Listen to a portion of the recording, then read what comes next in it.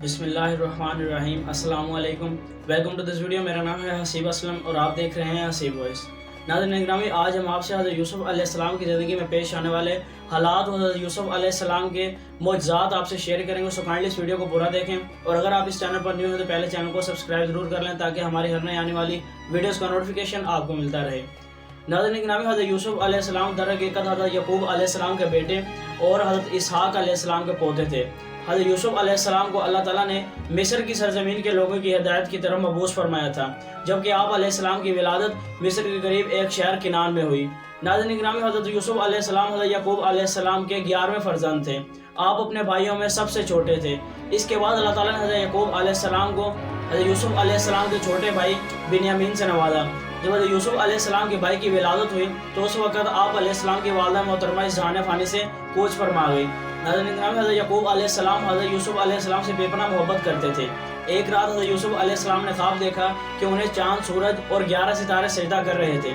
इस ख्वाब का जिक्र जब उन्होंने हज़रत यकूब अलैहिस्सलाम से किया तो हज़रत यकूब अलैहिस्सलाम बहुत खुश भी हुए और परेशान भी कि जब इनके भाइयों को इस बात का पता चलेगा तो वो इनसे हसद करने लगेंगे। प्यारे दोस्तों, इस ख्वाब से साफ ज़ाहिर था कि हज़रत यकूब अलैहिस्सलाम के जानशीन हज़रत यूसुफ़ अलैहिस्सलाम होंगे।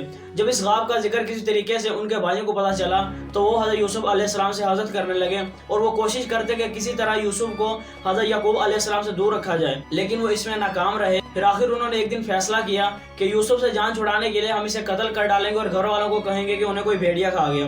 अब इस काम के लिए उन्होंने हज़रत यकूब अलैहिस्सलाम से इजाज़त मांगी कि वो अपने भाई को अपने साथ चरागाह ले जाना चाहते हैं। नाज़रीन गिरामी, हज़रत यकूब अलैहिस्सलाम ने हज़रत यूसुफ़ अलैहिस्सलाम को इनके बड़े भाई लावी के हवाले किया और ये काफ़िला चल दिया। लेकिन जब आप अलैहिस्सलाम वहाँ अपने भाइयों के साथ चरागाह पहुँचे तो वहाँ पर जाके उन्होंने हज़रत यूसुफ़ अलैहिस्सलाम पर जुल्म सितम करना शुरू कर दिया और आखिर इन्हें कुएं में फेंक दिया। अल्लाह ताला ने हज़रत यूसुफ़ अलैहिस्सलाम की हिफाजत करने के लिए कुएं के पेट से एक पत्थर निकाला कि जिस पर हज़रत यूसुफ़ अलैहिस्सलाम जिंदा रहे। अब कुछ दिन गुजरने के बाद वहाँ से एक काफ़िला गुजरा और उस काफ़िले का सरदार कि जिसका नाम मालिक इब्न ज़ार था, वो दरहक़ीक़त उस वक्त काफिर था। नाज़रीन गिरामी, उस वक्त उस काफ़िले की हालत इस कदर निढाल थी कि वो प्यास से तड़पे जा रहे थे और उसमें कुछ लोग प्यास की शिद्दत की वजह से मरने के करीब थे। जब उन्होंने कुआं देखा तो उनमें उम्मीद की किरण बंधी, लिहाजा वो कुएं से पानी निकालने के लिए जब आए तो उनके मालिक यानी उस काफ़िले के सरदार ने कहा कि इस कुएं का पानी खारा यानी कड़वा है, लेकिन लोगों ने कहा कि एक दफ़ा कोशिश करने में क्या हर्ज है। लेकिन जब उन्होंने कुएं से पानी निकाला तो हज़रत यूसुफ़ अलैहिस्सलाम की बरकत से उस कुएं का पानी मीठा हो गया था।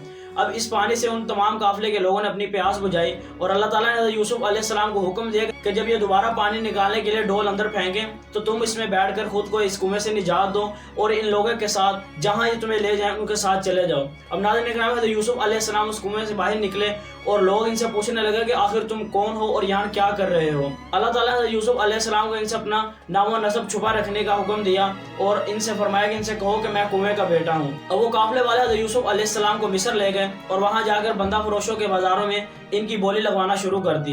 हज़रत यूसुफ़ अलैहिस्सलाम के साथ खड़े गुलामों की बोली 15-20 दिरहम लगती, जबकि हज़रत यूसुफ़ अलैहिस्सलाम की कोई कीमत 1000 दिरहम लगाता और कोई 1500। लेकिन जो उस वक़्त का मिस्र का कफील था कि जिसका नाम पुतीफार था, उसने आकर हज़रत यूसुफ़ अलैहिस्सलाम की 3000 सोने के सिक्के बोले लगाई और ये गुलाम उन्होंने खरीद कर अपनी बेगम जुलेखा को जाकर तोहफे में दिया। अब जुलेखा ने हज़रत यूसुफ़ अलैहिस्सलाम की बहुत ही अच्छे तरीके से परवरिश की और उन्हें तमाम के तमाम शाही तौर तरीके सिखाए। लेकिन जब हज़रत यूसुफ़ अलैहिस्सलाम बड़े हुए तो जुलेखा के नफ्स ने उन्हें उबारा और वो हज़रत यूसुफ़ अलैहिस्सलाम के साथ गुनाह करने की तरफ माइल हुई। लेकिन अल्लाह ताला ने अपने पैगंबर हज़रत यूसुफ़ अलैहिस्सलाम की हिफाजत की और उन्हें इस शैतानी जाल से निकाला। लेकिन हज़रत यूसुफ़ अलैहिस्सलाम ने चूँकि अपनी मालिका की इताअत ना की थी, लिहाजा उन्होंने हज़रत यूसुफ़ अलैहिस्सलाम को ज़िंदान ज़वीरा भेज दिया। अब वहाँ पर जाकर हज़रत यूसुफ़ अलैहिस्सलाम ने कई साल बेगुनाह कैद काटी और उसके बाद मिस्र का जो उस वक़्त का फ़िरौन था कि जिसका नाम रेयान बिन वलीद था, उसने एक रात ख्वाब देखा कि 7 मोटी ताज़ा गायें जो कि दरिया नील से निकलने के बाद चरने लगीं, उन्हें सहरा से निकलने वाली 7 लागर और कमज़ोर गायों ने निगल लिया। और इस ख्वाब से बड़ा परेशान हुआ और उन्होंने मिस्र के बड़े बड़े मुअब्बिरों और काहिनों को बुलाकर इस ख्वाब की ताबीर मालूम करना चाहिए तो वो कहने लगे कि इस ख्वाब की कोई ताबीर नहीं, ये एक आम सा ख्वाब है। لیکن اگلے ہی دن مصر کے بادشاہ نے دوبارہ ایک خواب دیکھا کہ 7 سبز و شاداب درخت زمین سے نمودار ہوئے اور ساتھ ہی 7 خشک خوشوں نے ان 7 سرسبز درختوں کو قحط زدہ کر دیا۔ اب اس خواب کی تعبیر یہ بالکل دوسرے خواب کے مترادف تھی اور وہ اس خواب سے بھی بڑا پریشان ہوا، تو اس نے کاہنوں کو دوبارہ بلایا اور کہا کہ مجھے اس خواب کی تعبیر ایک دن میں چاہیے، لیکن اس خواب کی تعبیر کا علم صرف اللہ تعالیٰ نے حضرت یوسف علیہ السلام کو دیا تھا۔ اب اس بادشاہ کا جو ساقی تھا، اس کا شرابدار تھا، اس نے اپنے بادشاہ سے کہا کہ میں ایک ایسے غلام کو جانتا ہوں جو کہ اس وقت زندان میں ہے، وہ آپ کے خواب کی تعبیر بیان کر سکتا ہے۔ لہٰذا اس بادشاہ نے اپنے اس غلام کو بھیجا تو حضرت یوسف علیہ السلام نے انہیں بتایا کہ 7 سرسبز گایوں کا مترادف یہ ہے کہ اللہ تعالیٰ ہمیں 7 سال فراوانی نعمت سے نوازے گا، جبکہ 7 لاغر اور کمزور گائیں کہ جنہوں نے آ کر ان 7 موٹی تازہ گاؤں کو نگل لیا، اس کا مترادف یہ ہے کہ اللہ تعالیٰ بعد میں ہمیں 7 سال قحط سالی سے دوچار کریں گے، لہذا ہمیں اس کے لیے پہلے سے تدبیر کرنا ہوگی۔ اس بادشاہ کو حضرت یوسف علیہ السلام کی اس خواب کی تعبیر بہت پسند آئی اور انہوں نے حضرت یوسف علیہ السلام کو اس قحط سے نجات دی۔ ناظرین گرامی، جب حضرت یوسف علیہ السلام اس بادشاہ کے دربار میں آئے تو انہوں نے حضرت یوسف علیہ السلام کو دیکھتے ہی انہیں اپنا مشیر خاص مقرر کیا۔ اب حضرت یعقوب علیہ السلام جو کہ حضرت یوسف علیہ السلام سے بے پناہ محبت کرتے تھے، وہ حضرت یوسف علیہ السلام کی جدائی میں مسلسل گریہ زاری کرتے اور روتے رہتے کہ آخر ان کی آنکھوں کی بینائی چلے گئی۔ اس کے بعد حضرت یوسف علیہ السلام مصر کے کفیل بنے اور آپ علیہ السلام نے لوگوں کو حکم دیا کہ بڑے پیمانے پر کاشتکاری کی جائے تاکہ زیادہ سے زیادہ گندم ہم قحط سالی کے لیے جمع کریں۔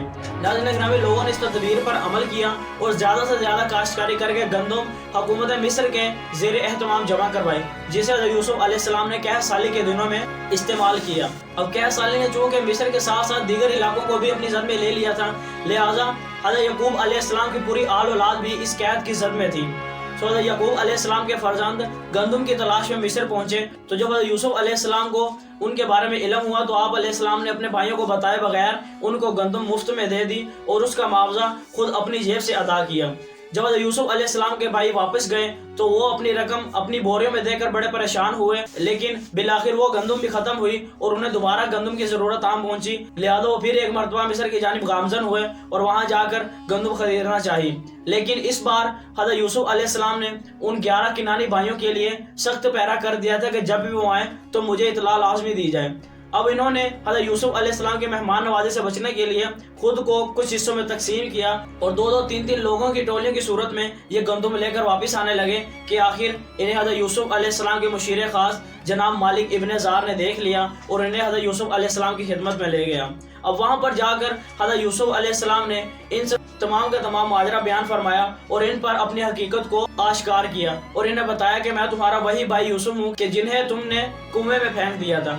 اب یہ تمام مناظر دیکھ کر حضرت یوسف علیہ السلام کے تمام بھائی گریہ زاری کرنے لگے تو حضرت یوسف علیہ السلام نے اپنے ایک بھائی لاوی کو اپنا کرتا دیا اور کہا کہ یہ جا کر حضرت یعقوب علیہ السلام کو دو اور انہیں کہنا کہ وہ اس کرتے کو اپنی آنکھوں پر لگائیں، تو اللہ نے چاہا تو اللہ تعالیٰ انہیں ان کی بینائی واپس لوٹا دے گا۔ تو جب ان کا بھائی لاوی وہ کرتا لے کر حضرت یعقوب علیہ السلام کے پاس گیا تو اللہ تعالیٰ نے اس کرتے کی برکت سے حضرت یعقوب علیہ السلام کو بینائی واپس لوٹا دی اور انہیں ساتھ ہی ساتھ یہ خوشخبری بھی دی کہ اب وہ اپنے فرزند سے مل سکتے ہیں۔ لہذا حضرت یوسف علیہ السلام نے انہیں پیغام بھیجا کہ وہ اپنی تمام کے تمام آل اولاد کے ساتھ مصر کی طرف ہجرت فرمائیں۔ حضرت یوسف علیہ السلام کی ملاقات حضرت یعقوب علیہ السلام سے 10 محرم کے دن ہوئی۔ جب ان دونوں باپ بیٹوں کی ملاقات ہوئی تو اللہ تعالیٰ نے اس دن کی برکت سے مصر سے قحط سالی کا عذاب اٹھایا اور مصر کو دوبارہ ایک رحمت کی بارش سے فیضیاب فرمایا۔